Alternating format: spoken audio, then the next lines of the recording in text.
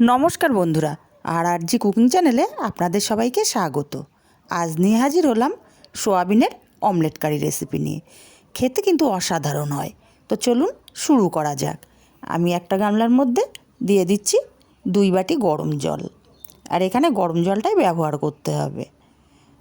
দেব অল্প একটু লবণ, ওই হাফ চামচ পরিমাণে। 100 গ্রাম সোয়াবিন আমি দিয়ে দিলাম। সোয়াবিনটা দিয়ে আমি এই গরম জলের মধ্যে ভিজিয়ে রাখবো 10 মিনিট। আর 10 মিনিট পর সোয়াবিনটা ঠান্ডা জলে 5-6 বার ধুয়ে জলটা খুব ভালো করে নিংড়ে নিয়েছি। এবার একটা মিক্সচার জার নিয়েছি, মিক্সচার জারের মধ্যে আমি সোয়াবিনগুলো দিয়ে দেব। সোয়াবিনগুলোকে আমি কিমা তৈরি করে নেব। আমি সোয়াবিনগুলো কিমা তৈরি করে নিয়েছি, আর কিমাগুলো দেখুন একদম ঝরঝরে, কারণ আমার সোয়াবিনের মধ্যে জল ছিল না। জল থাকলে দলা পাকিয়ে যেত। এখন এর মধ্যে দিয়ে দিচ্ছি আমি হাফ চামচ ধনে গুঁড়ো, হাফ চামচ জিরে গুঁড়ো, হাফ চামচ হলুদ গুঁড়ো, হাফ চামচ ঝাল লঙ্কার গুঁড়ো, আর দেবো 1 চামচ আদা রসুন আর কাঁচা লঙ্কা বাটা, দিয়ে দেবো একটা পেঁয়াজ কুচি, আর দেবো এখানটায় হাফ চামচ গরম মশলার গুঁড়ো, দেবো 2 চামচ বেসন, বেসনটা বাইন্ডিংয়ের জন্য, আর দেবো স্বাদ মতো লবণ। এবার এখানে দিয়ে দেবো আমি 2টো ডিম। আমি এখানে 3টে ডিম ব্যবহার করব, তবে আগে 2টো দিয়ে আমি মাখিয়ে নেব আপনাদের বোঝার সুবিধার্থে। এবার সেখানে সোয়াবিনটা যদি আপনাদের কম হয় তাহলে ডিমের পরিমাণটা কম লাগতে পারে। দেখুন 2টো দিয়ে মাখানোতে ডিমটা কিন্তু একদম ঝরঝরে। এই অবস্থায় অমলেটগুলো বানালে ভেঙে যাবে, তাই আমি আরেকটা ডিম দিয়ে দিলাম। আমি একসঙ্গে 3টে দিয়ে দিতে পারতাম, কিন্তু আপনাদের বোঝার সুবিধার্থে আলাদাভাবে দিলাম। মাখিয়ে নিয়েছি খুব ভালো করে।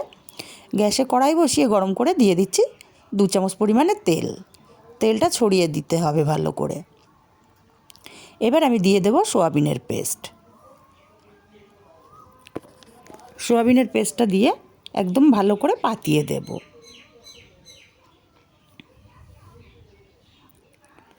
সুন্দর করে গোল করে আমি এখানে ছড়িয়ে দিচ্ছি দেখুন। এবার ঢাকা দিয়ে আমি লো ফ্লেমে রান্না করব 5 মিনিট। 5 মিনিট পরে ঢাকাটা খুলে নিচ্ছি। এক পিঠ হয়ে গেছে, আমি উল্টে দেব।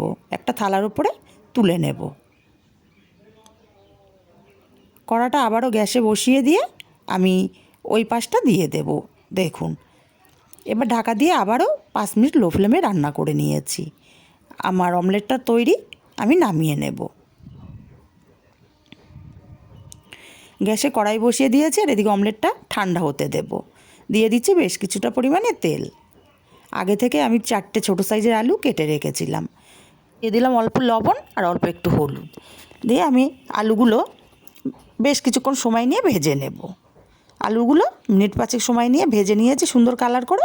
আলুগুলো নামিয়ে নেব।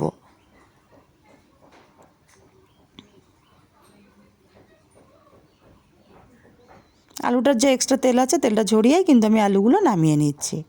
এখন এই তেলেই আমি রান্নাটা করব। দিয়ে দিচ্ছি একটা তেজপাতা, আমি তেজপাতাটা ছিঁড়ে দিলাম, একটা শুকনো লঙ্কাও ছিঁড়ে দিলাম, 2টো লবঙ্গ দিচ্ছি, 2টো মুখ ফাটানো এলাচ দিয়ে দিলাম, আর দেবো 1 টুকরো দারচিনি আমি একটু ভেঙে দিয়েছি, আর দিয়ে দেবো সামান্য একটু জিরে। ফোড়নটা কয়েক সেকেন্ড ভেজে নেব মিষ্টি গন্ধ বেরোনো পর্যন্ত। ফোড়নটা কয়েক সেকেন্ড ভেজে নিয়েছি, সুন্দর গন্ধ বেরিয়ে গেছে। এখন দিয়ে দেবো এখানটায় একটা পেঁয়াজ কুচি। আমি একটা বড় সাইজের পেঁয়াজ কুচি করে রেখেছিলাম।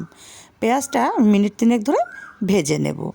পেঁয়াজটার কালার চেঞ্জ হয়ে গেছে, পেঁয়াজটা ভেজে নিয়েছি। এখন এখানে দিয়ে দেবো আদা রসুন আর কাঁচা লঙ্কার পেস্ট।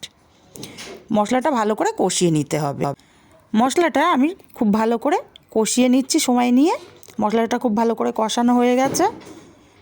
এবার এখানে দিয়ে দেবো 2টো টমেটো পেস্ট। আমি ছোটো 2টো টমেটো পেস্ট করে রেখেছিলাম। টমেটো পেস্টটা বেশ কিছুক্ষণ কষিয়ে নেব, কাঁচা গন্ধ চলে যাওয়া পর্যন্ত।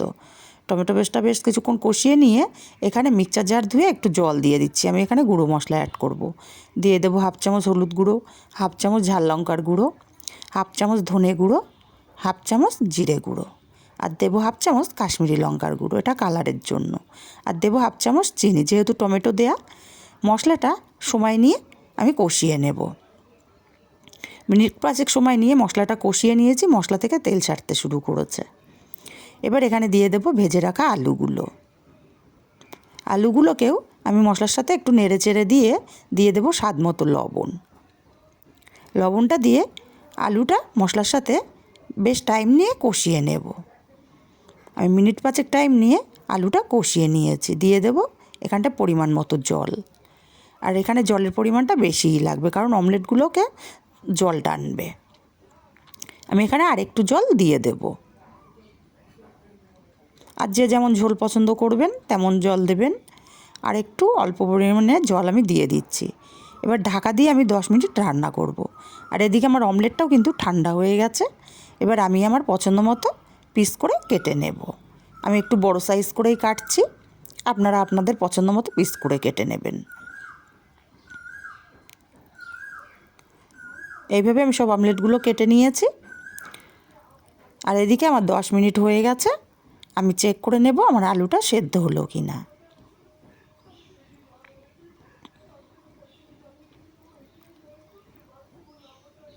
হ্যাঁ, আমার আলুটা পারফেক্টভাবে সেদ্ধ হয়ে গেছে। এখন এখানে একে একে আমি অমলেটগুলো দিয়ে দেব। আর এই অমলেটগুলো কিন্তু শুধু মুখে খেতেও অসাধারণ লাগে। সব অমলেটগুলো আমি দিয়ে নেড়ে চেড়ে দেব। আর এটা ঢাকা দিয়ে রান্না করব 5 মিনিট, যাতে অমলেটের মধ্যে বেশ মশলার গন্ধ ঝোল সব ঢুকে যেতে পারে। 5 মিনিট পরে ঢাকাটা খুলে নিচ্ছি, নেড়ে চেড়ে দেব। আর এই ঝোলটা কিন্তু ঠান্ডা হলে এত ঝোল থাকবে না, আরও ঝোলটা টেনে যাবে। এখন আমি এখানটায় দিয়ে দেব 1/2 চামচ গরম মশলার গুঁড়ো। গরম মশলার গুঁড়োটা দিয়ে ভালো করে নেড়ে চেড়ে মিশিয়ে দেব।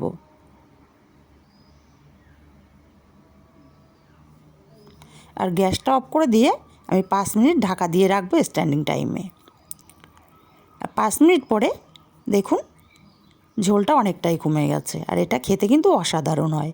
যারা সোয়াবিন পছন্দ করেন তারা তো চেটেপুটে খাবেনই, আর যারা সোয়াবিন পছন্দ করেন না তারাও কিন্তু আঙুল চাটতে বাধ্য। রেসিপিটা যদি ভালো লাগে লাইক কমেন্ট শেয়ার করতে ভুলবেন না।